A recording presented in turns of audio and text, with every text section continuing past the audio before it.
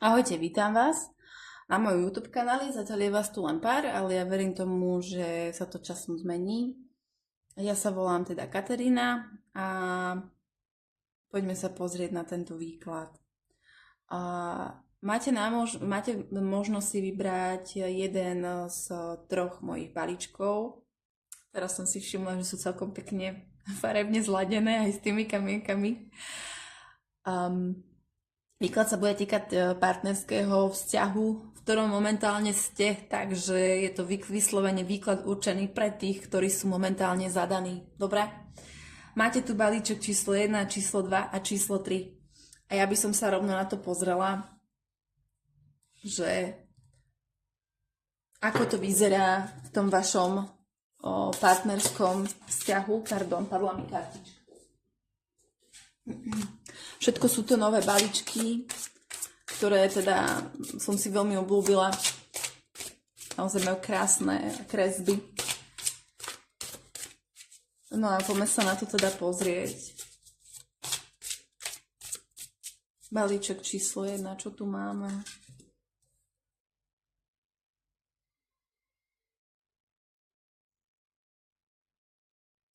No, vy vnímate toho svojho partnera ako človeka, ktorý má naozaj veľa možností. Má možnosti si vyberať.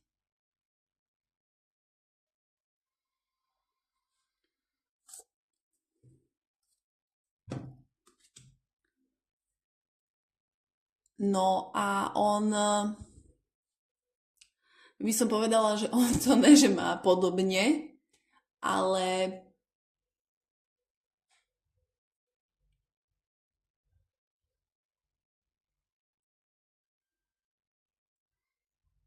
on sa snaží, on vás vidí tak, že akože zvažuje tie možnosti, hej, alebo taký multitasking proste, že nevie sa rozhodnúť, možno by som povedala, hej.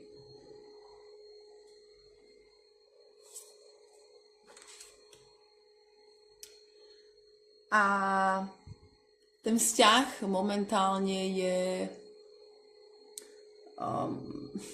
pri palice je tam určite veľa vášne. Poviem to takto slušne. A je tam taká radosť, je taká voľnosť, hej, čo sa týka toho vášho vzťahu.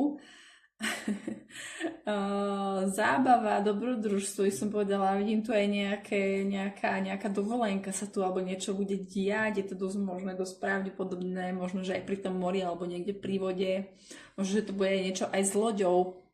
Takže vy momentálne máte tento vzťah takto nastavený, dobre? A čo sa týka tej vašej spoločnej budúcnosti, no tak je tu 10 mečov. Tak 10 mečov je taká karta, že v podstate tu na niečo skončí. Dobre? Tu na niečo skončí. By som povedala, že viete, desiatka značí to, že je koniec niečoho, aby niečo nové v podstate mohlo začať. Ja tu vidím, že ten váš vzťah sa nikam neposunie, v podstate to skončí buď na tom, ako to je teraz, alebo tam bude úplný koniec. Dobre? Takže toto by som povedala, že je skratke nejaké zhrnutie balíčku číslo 1. Ak by sme si mali dať nejakú radu, možno, že v kartách je dobré to, keď s nimi sa naozaj dobre pracuje, že oni nám vedia pomôcť nejako nasmerovať. Dobre?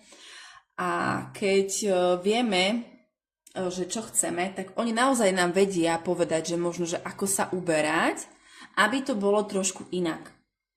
Ja sa tu teraz na to pýtať nebudem, čo robiť preto, aby to neskončilo takto, pretože máte to tam ukázané. Ja si dám radšej nejakú radu pre vás,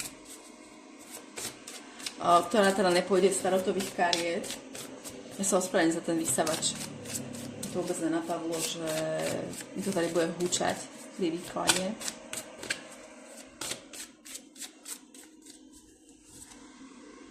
Púšť sa minulosti a mlha strachu sa rozplyne.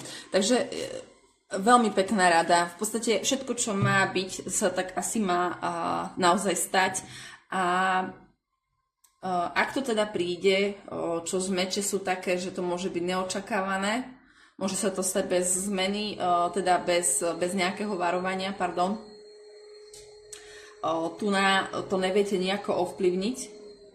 Dobre?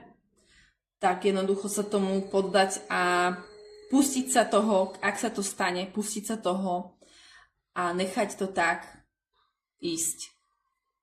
Pretože tých 10 mečov ukončí niečo. Možno, že čo tu není úplne dobre, pretože ako vy vnímate partnera, že má viacej možností, ako vníma on vás, takisto sa rozhoduje, dobre? Ako to je vo vašom vzťahu momentálne, je to o takom dobrodružstve.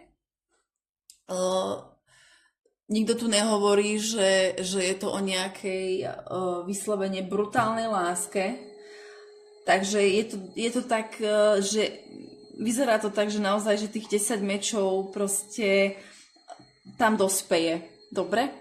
Ale zase chcem povedať, že je to len v nás, ako to uchopíme, ako to zoberieme a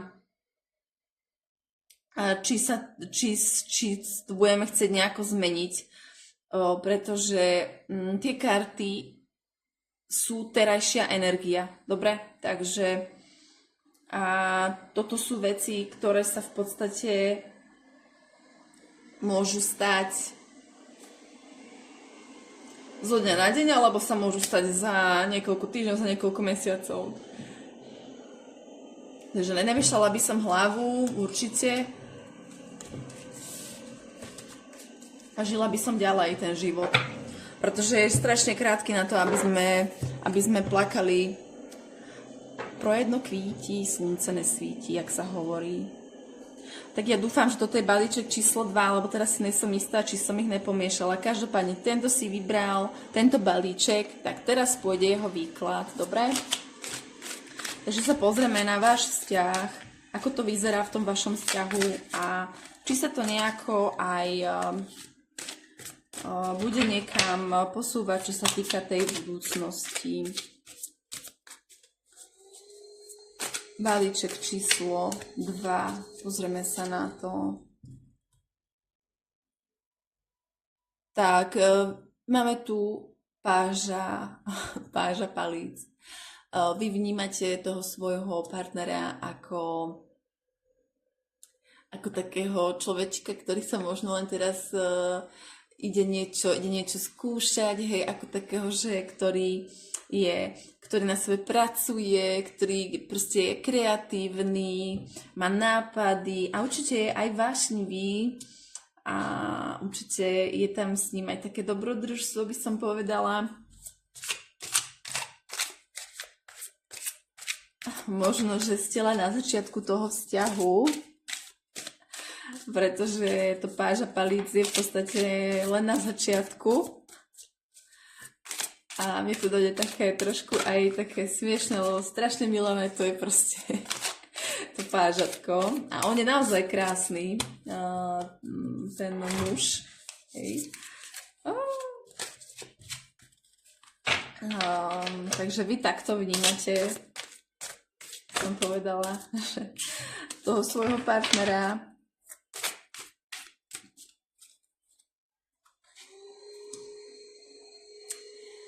Sedmička palíc, on vás vníma skôr aj tak, že ste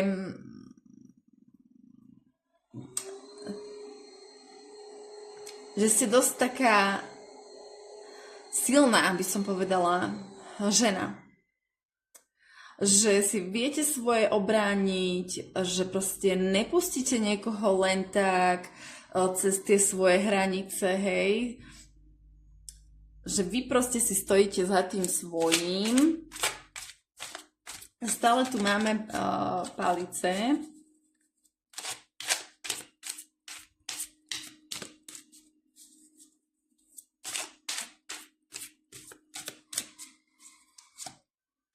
Momentálne tu medzi vami prebieha naozaj krásna láska.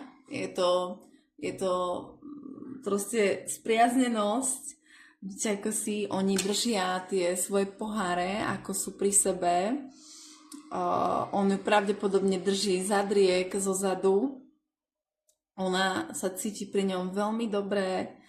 Majú tam to tie červené diamantiky, ako vidíte, to je ako keby to srdiečko, hej, možno, že ona trošku, možno, že vy trošku viacej, a tak žena celkovo je viacej na tie emócie, takže možno, že vy trošku viacej lásky do toho dáte, predsa len ten chlap, on taký viacej, že musí sa starať o ten domov, o to bezpečie, ona o tú lásku, hej, o to teplo domova. Takže medzi vami je momentálne naozaj krásna láska. Pravdepodobne to aj preto, že je to možno naozaj niekde na začiatku, hej. Nevravím, že musí to byť niekde na začiatku práve tento váš vzťah, ale naozaj krásne to vyzerá medzi vami. A čo sa týka tej budúcnosti, máme tu 9 pohárov, takže pardon, 8 pohárov, ja teraz rozmýšľam nad 9. A možno, že to bude trošku sa vám to možno trošku zmení, čo sa týka tej budúcnosti. Možno tu niekto z vás odíde. Možno to bude práve on. Možno to bude práve on. Teraz momentálne je to naozaj krásne medzi vami. Ale tá budúcnosť vyzerá tak, že jeden tu odíde, aby sa ten druhý mohol uzdravieť, alebo odíde tu ten jeden preto, aby mohol sa uzdravieť sám. A potrebuje nájsť. Jeden z vás tu bude potrebovať nájsť sám seba.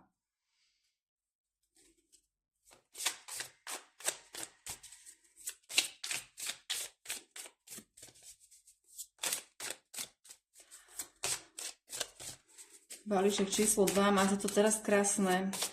Určite to žite, tú lásku. Ako hovorím, tie energie sú teraz aktuálne. Nie je to tak, že sa to musí stať, dobre? Môže sa to naozaj zmeniť, veľa vecí do toho. Wow! Veľa vecí, veľa, aj teraz sa mi tu veľa kariet rozsypalo. Veľa vecí môže do toho vstúpiť, aby sa to zmenilo. A rada pre vás je výstup z komfortnej zóny a pusťte sa do niečoho nového. Do niečoho nového, čo nepoznáme, ale ideme tam tú tmu. Ale je to veľká kniha, tie dvere sú otvorené, je tu kľúč. Takže a tu keď sa na to pozriem, tu máme vyslovene ako keby vešteckú gulu. Takže ísť za tým svojim srdiečkom a proste nebáť sa, vystúpiť z tej svojej komfortnej zóny, dobré? Možno, že je to naozaj mladá láska, ktorá proste ešte ešte nedozrela do toho stavu, aby mohla úplne prejsť, hej, v tých 10 pohárov. Dobre, takže balíček číslo 2, toto je odkaz, toto je výklad pre vás. Pozrieme sa na môj posledný balíček číslo 3, uvidíme, že aký bude tento. Ja moc dúfam, že budeme tu mať aj nejaké pozitívnejšie správy. Takže Pozrieme sa na balíček číslo 3, ako to vyzerá s balíčkom číslo 3.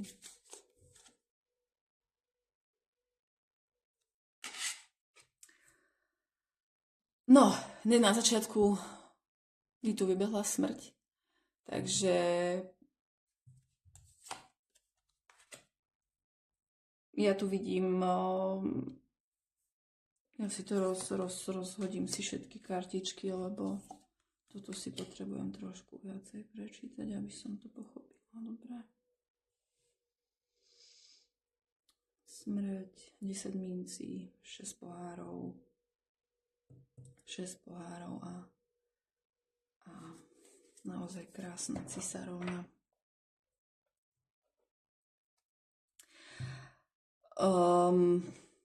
Mne to dojde, že vy už v podstate toho partnera ste odlučili si teraz. Vy už ste si ho teraz v podstate nejako od seba odťali, hej.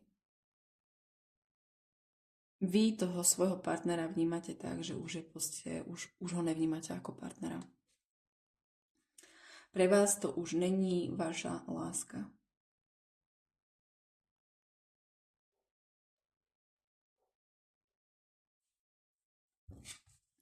Čo je naozaj ale zaujímavé, je, že on vás vníma ako bezpečie.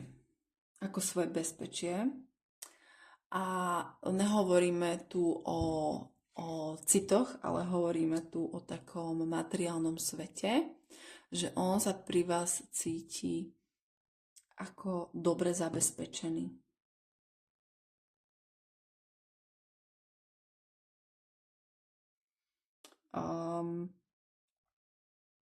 Šesť pohárov ja osobne beriem túto kartu ako tak, že už proste sa tu s niečím nedá úplne pohnúť, pretože 6 pohárov je o tom, že nad niečím spomíname. Môže to byť na veci, ktoré sa stali predtým. Môže to byť na niečo, čo sme dávnejšie prežili a možno by sme to chceli prežiť zase, ale proste už sú to spomienky. Tu si poviem, že hej, tu ste proste niečo spolu zažili a spomínate nad tým. Takže a v podstate vidím to tak, že vy ostanete ako šťastná sama. Ako tá cisárovna. Z nejakého dôvodu ste sa odlúčili. Vy ste ho už, ja by som povedala, prestali ľúbiť. A tým pádom ste sa v podstate ako keby oslobodili. A teraz, čo sa bude diať, tá vaša vnútorná sila, tá cisárovna je naozaj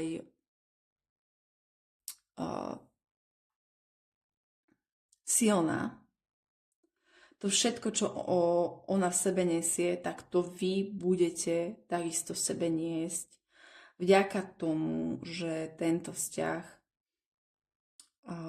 ste opustili. Tá vaša energia tej cisárovnej myslím, že nebola úplne naplno prejavená v tom vzťahu. Keď ste mi tu vyšli na konci,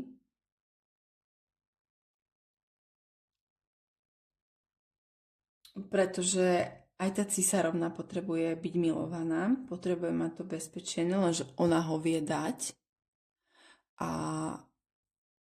ona je naozaj kreatívna, ale keď to není tak, že nemá pocit, že je to vrácané, tak tá kreativita, tá ženská energia a to všetko tam sa proste stratí. Dobre?